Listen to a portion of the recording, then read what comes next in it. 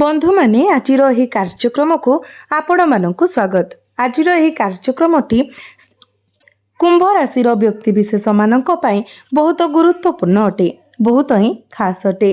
आपण माने सेप्टेम्बर 2026 आरंभ होगा पूर्व भिडियोटी को शेष पर्यंत देखंतु, कारण गोटे उत्सर टंका आसीबार संभावना बहुत अधिक रही एवं अन्य पक्षरे किछि खर्च एवं दायित्व आपणक उपरे भारी पड़ी पारे। आगामी मासरे आपण निजको किछि निष्पत्ति नेबाको बाध्य होई पारंती।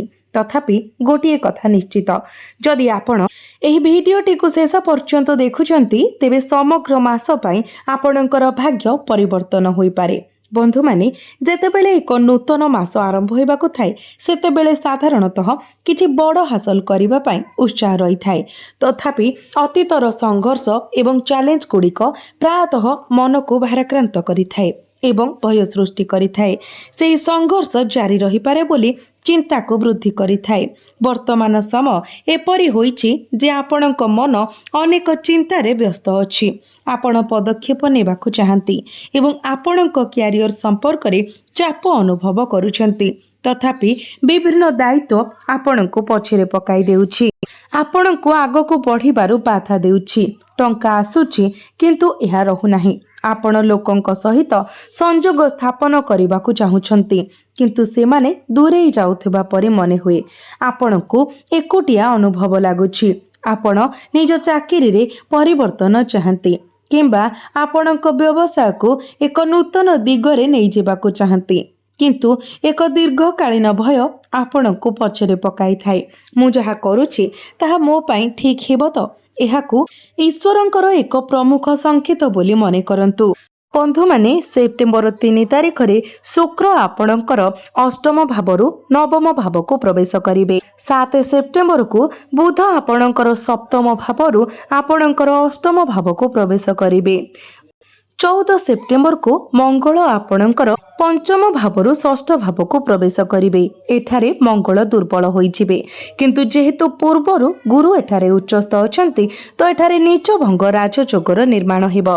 एहा परे 17 सेप्टेम्बर को ग्रह मानकर राजा सूर्य आपणकर सप्तम भावरु अष्टम भाव को प्रवेश करिवे। एठारे सूर्य एवं बुधंकर एक त्रिकरण बुधादित्य राजयोगर निर्माण करिबो। तो प्रथम एवं सबुठारु गुरुत्वपूर्ण भविष्यवाणी हेउछि मासर आरंभ रे सेप्टेम्बर 3 तारिख रे विवाह एवं विलासर कारक ग्रह शुक्र आपणकर भाग्य भाव रे प्रवेश करिवे।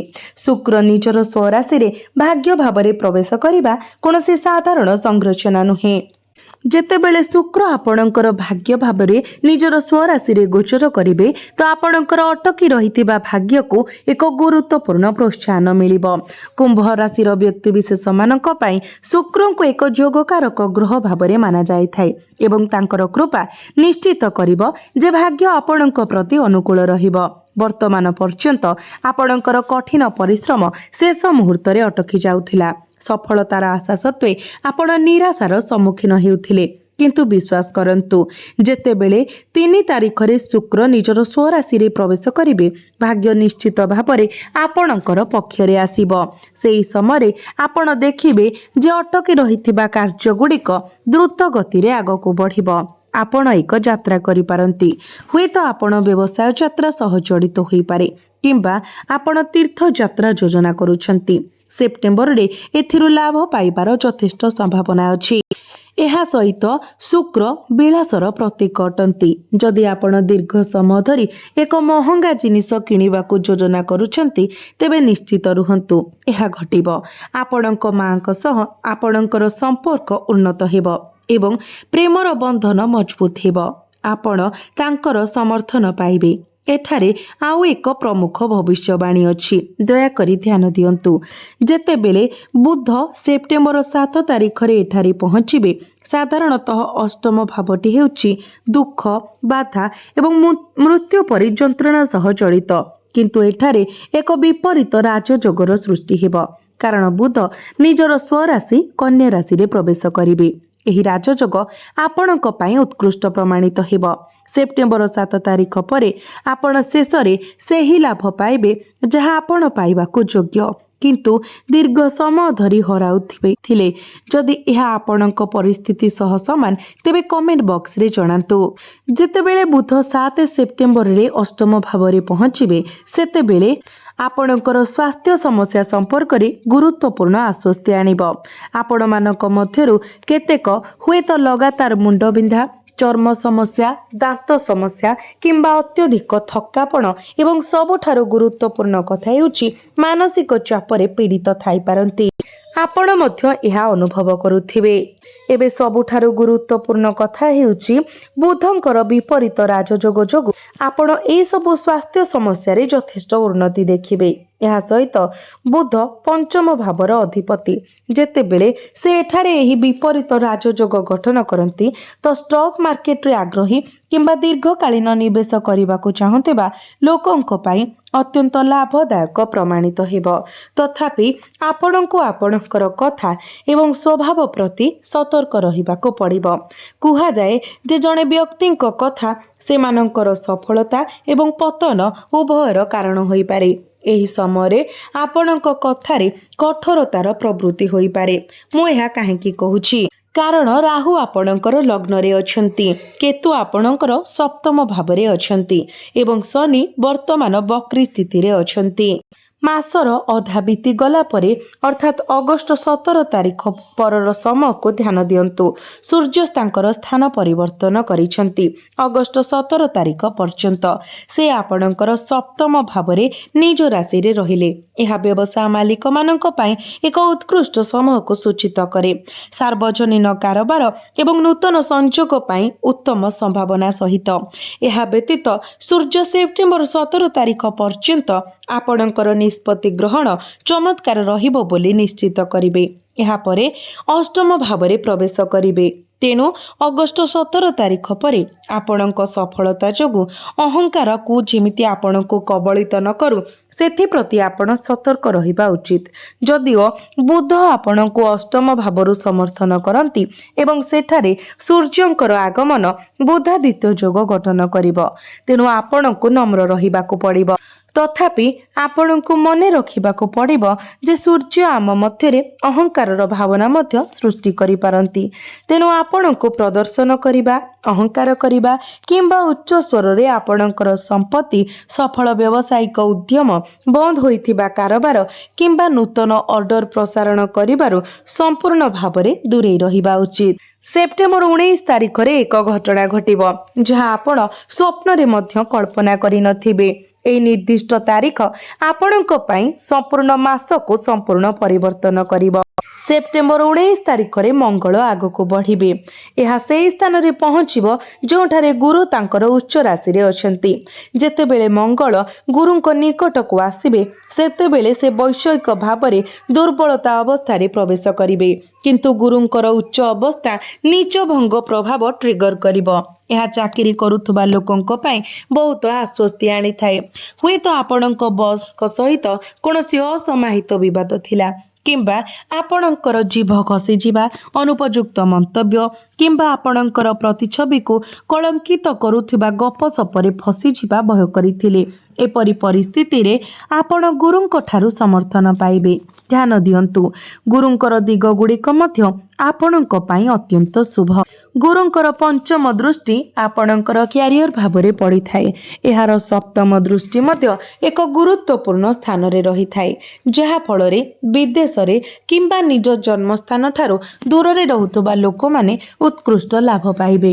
ଏହା ବ୍ୟତୀତ ଗୁରୁଙ୍କର ନବମ ଦୃଷ୍ଟି ଧନ ଭାବ ଉପରେ ପଡ଼ିଥାଏ, ଏକ ଦିଗ ଯାହା ଅଧିକ ଅନୁକୂଳ ହୋଇନଥାଏ। ଟଙ୍କା ପ୍ରବାହିତ ହେବ, ଯଦିଓ ଆପଣଙ୍କୁ କିଛି ସତର୍କତା ଅବଲମ୍ବନ କରିବାକୁ ପଡ଼ିବ, ଯାହା ଆମେ ଭିଡ଼ିଓରେ ପରେ ଆଲୋଚନା କରିବା। ଏଠାରେ ଗୁରୁଙ୍କର ଉପସ୍ଥିତି, ମଙ୍ଗଳଙ୍କର ଆଗମନ ଏବଂ ନିଚ ଭଙ୍ଗ ରାଜଯୋଗର ଗଠନ ସହିତ ମିଳିତ ହୋଇ ଆପଣଙ୍କର ପ୍ରତିପକ୍ଷମାନଙ୍କ ସମ୍ବନ୍ଧରେ ଏକ ନିର୍ଦ୍ଦିଷ୍ଟ ପରିସ୍ଥିତିକୁ ସୂଚିତ କରେ। ଯେହେତୁ ଷଷ୍ଠ ଭାବଟି ରୋଗ, ଋଣ, ଶତ୍ରୁ, ଆଇନଗତ ବିବାଦ ଏବଂ ନିଯୁକ୍ତିକୁ ନିୟନ୍ତ୍ରଣ କରେ, ତ କୁମ୍ଭ ରାଶିର ବ୍ୟକ୍ତିବିଶେଷମାନଙ୍କ ପାଇଁ ଏଠାରେ ଏକ ଦୃଷ୍ଟିକୋଣ ଅଛି।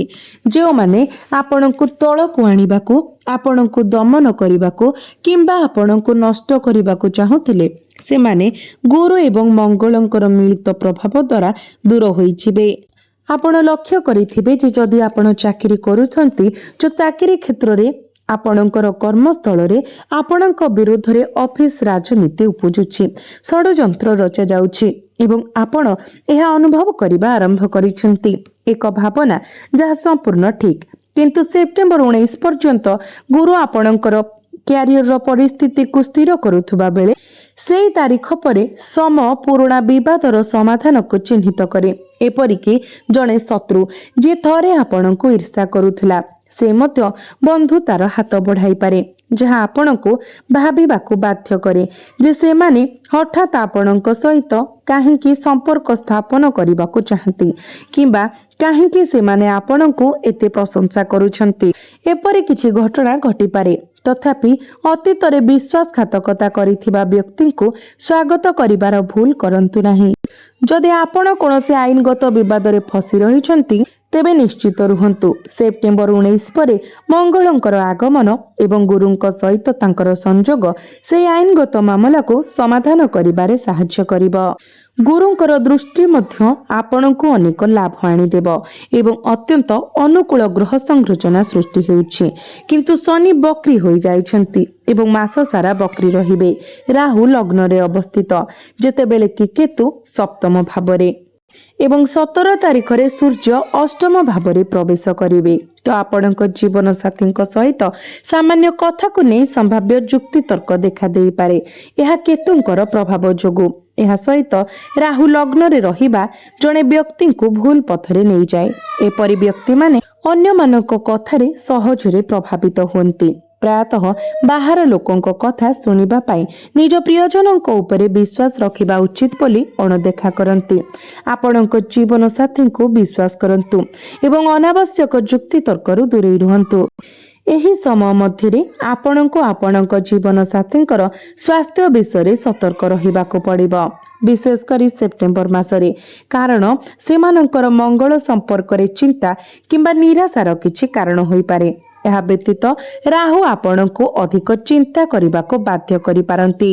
ଆପଣ ରାତିରେ ଅଧିକ ଚିନ୍ତା କରିପାରନ୍ତି କ'ଣ ହେବ କିମ୍ବା କ'ଣ ହେବ ନାହିଁ ସେ ବିଷୟରେ, କିନ୍ତୁ ଆପଣଙ୍କୁ ଏହି ଅଭ୍ୟାସକୁ ସମ୍ପୂର୍ଣ୍ଣ ଭାବରେ ପରିହାର କରିବାକୁ ପଡ଼ିବ।